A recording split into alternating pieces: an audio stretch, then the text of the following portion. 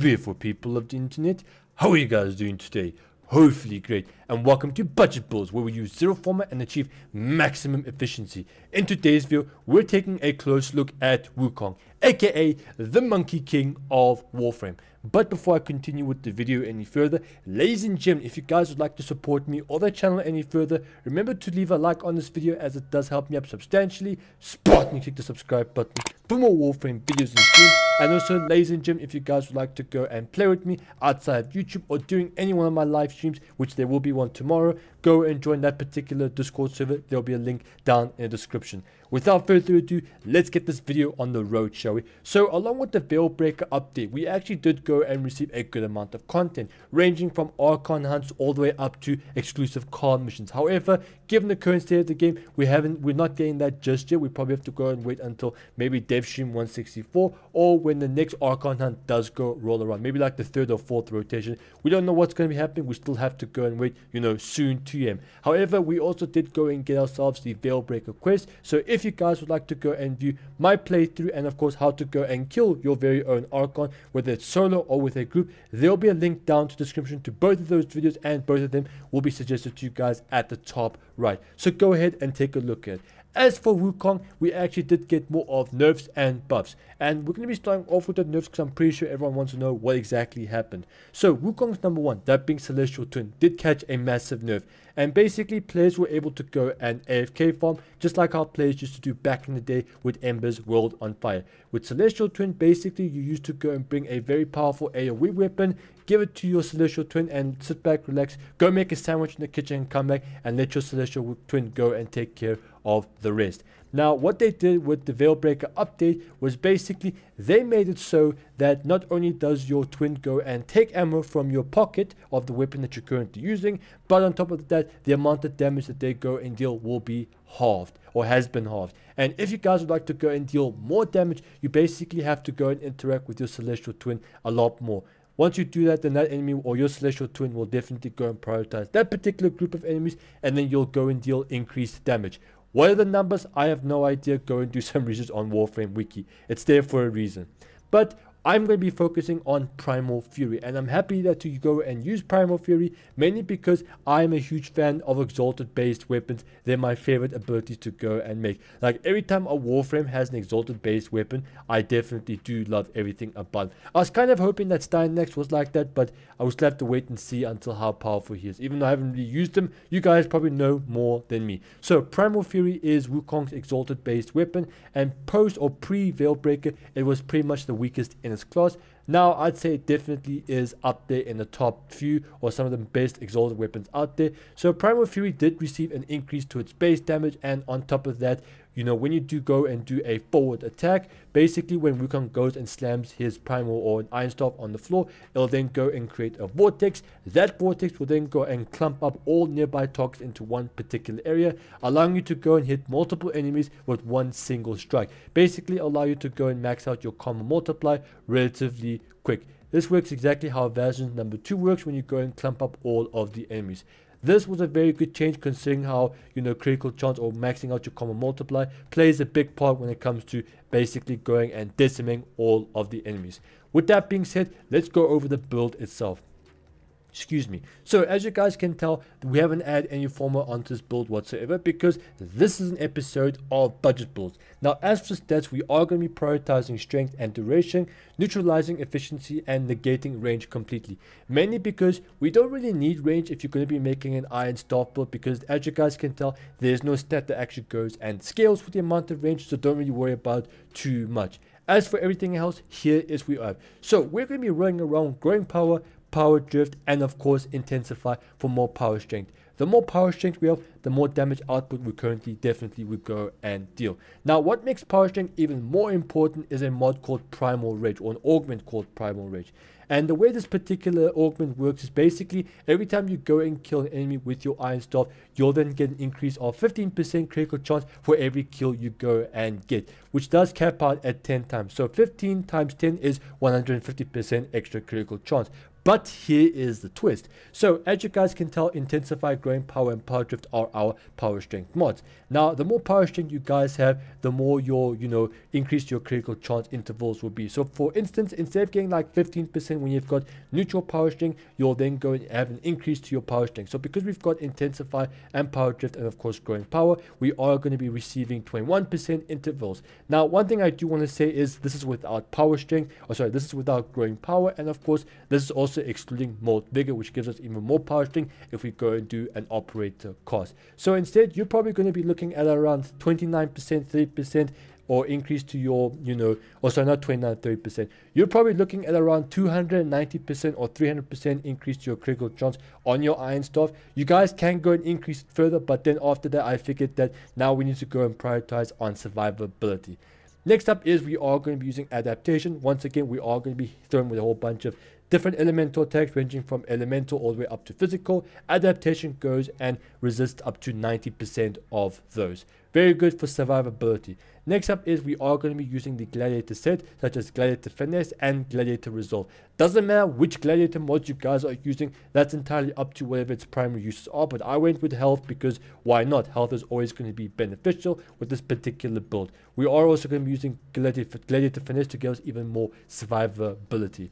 Now we are going to be using rage, which is very, very, very good, which synergizes really well with gladiator finesse. Basically, rage will give us more energy every time we take direct damage to our health, which does really well with Arcane Grace, because remember, if you guys do take direct damage to your health, then you'll be triggering a constant health regeneration, which is very, very, very good when it comes to surviving. And of course that does synergize with adaptation. A lot of these mods do synergize with one another, and that's what makes Wukong currently an amazing Warframe. He still was pretty before, but now he's even better. Now we are also going to be using Narrow Minded to increase our overall duration. Why? Because we're going to be taking full advantage of Primal Fury. Remember, Primal Fury is a exalted based ability, therefore it's going to be having energy per second drain.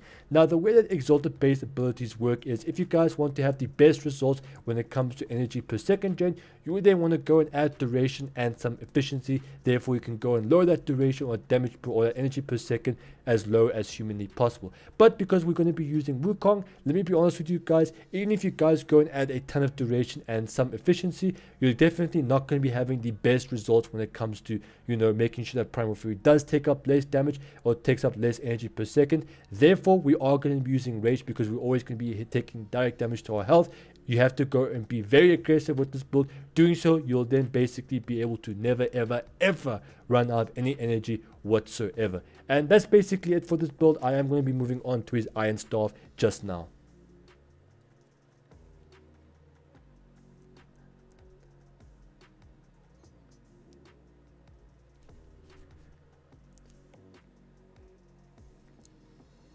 And of course, we are going to be using a flow. I do realize I did forget about flow, but basically flow gives us an increase to our overall increase to our energy pool. Therefore, we are going to be having a lot less energy restriction onto our Wukong. Remember, all of his abilities do synergize with one another, so having a much energy pool will definitely help us out when it comes to managing energy in general. One thing I do want to say is, when it comes to the Arcanes department, we do have a ton of choices. So I'm going with Molt Vigor, because remember, the more power strength we do have, the more potent Primal Rage will be. Remember, Primal Rage will give us a lot more critical chance on our Iron Staff. And then let's be honest about one thing. Us Warframe players, we absolutely love red crits. So there's that. Now here, both of these arcanes are all up to you, but we are going to be using Arcane Grace mainly because at the end of the day, because we don't have Steel Fiber, we still are going to be needing some help when it comes to adaptation, because even though adaptation will then go and negate like 10%, 10% of a large number still will immediately go and kill you.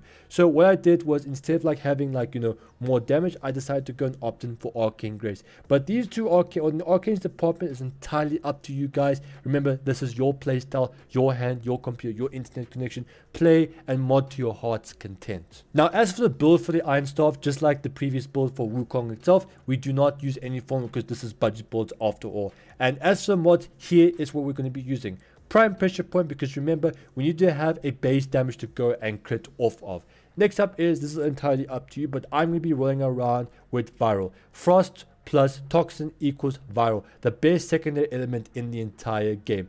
Next up is we are going to be using Buzzkill, which gives us even more slash onto our weapon. So Ironstaff's biggest downfall at the moment is the fact that its main element or its main physical damage output is impact. If you guys didn't know, impact is the weakest physical damage output you can go and have. By adding Buzzkill, you are able to go and turn this into a slash Ironstaff instead of an impact one. Because if you guys take a look at the stats right here, you'll see that slash is slightly higher than impact with the Buzzkill mod on. This is very useful. This basically means that slash is going to be proccing a little bit more frequently than impact. However, if you guys do have Forma, then what I do recommend you do is go and add another slash mod onto this one. Therefore, you can make sure to go and have slash to go and, you know, be implemented or be procced more frequently than impact. Next up is we are going to be using Sacrificial Steel, because remember, crits, crits, crits. The same thing can be said with our Gladiator set. I went with Gladiator Vice and Gladiator Might. Not only do we get an advantage of our set bonus, but also we are going to be receiving even more critical damage output. And Vice also gives us increased attack speed. Remember, this is just the blueprint to how I think you guys should be modding. This go and mod your particular build to your heart's content. When it comes to your operator school trees, you do have a ton of choices, but I do recommend that you guys go and use Unaru, mainly because of two particular nodes, one of which is called Caustic Strike, the other one is called Last Gasp. So Caustic Strike allows you to go and strip enemies' armor regardless of their level. What Last Gasp does is basically it works just like how Borderlands works when you go and get down and you go and kill an enemy, then you come back to life. The way it works with Unaru is basically if you guys are killed, you then have to jump into your operator mode, then you are required to go and get 3 kills. What makes this particular node even better is that you're able to go and use Caustic Strike, therefore you can go and strip the enemy's armor, allowing you to go and easily go and kill 3 enemies, especially on those high-end, you know, endurance runs. Now what makes it even better is that thanks to the Angels of the Zerman update, all of the operator amps did get a buff across the board. So regardless of what amp you're currently using, obviously others will go and perform better than previous ones, but essentially you're able to go and take out these high-end enemies, especially if you have, you know, taken out their armor. This will basically allow you to always keep coming back without using any revives whatsoever. Now, when it comes to the other two, this basically means that if you do guys want to have even more crits, then your other two choices is Zeneric or Madurai.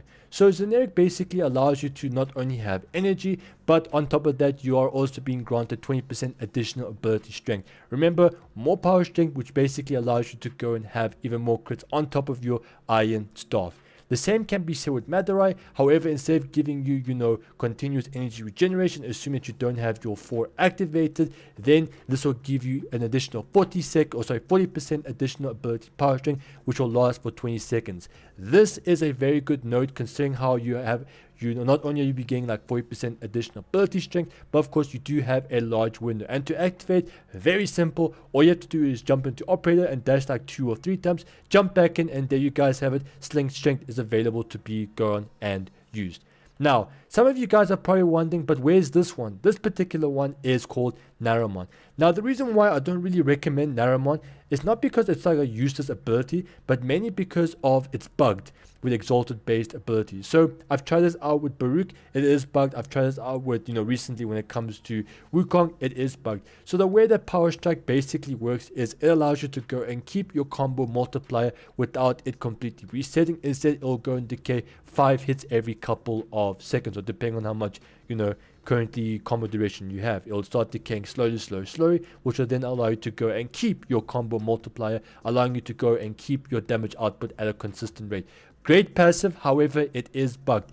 And how is it bugged? Basically, you'll have a 12 times combo multiplier on your, you know, staff itself, but for some strange reason, the game won't exactly go and take into consideration your, you know, Gladiator mod. Like sometimes it will, but sometimes you'll find yourself that it will stay at a 5 times critical multiplier and you can't seem to go and increase it, mainly because of the fact that it's a bug. So, you know, I wouldn't suggest Naramon, not because it is just bugged out, not because it's useless, but because it just holds you back from your true potential. But anyways, ladies and gentlemen, those are my recommendations. Go and play to your playstyle, and of course go do check out the rest of my videos. There'll be links down in the description, and of course they'll be suggested to the top right. But anyways, ladies and gentlemen, go and leave a like on this video as it does help me out substantially. Hit the subscribe button for more Warframe videos and streams, and also ladies and gentlemen, don't forget to go and join the Discord server.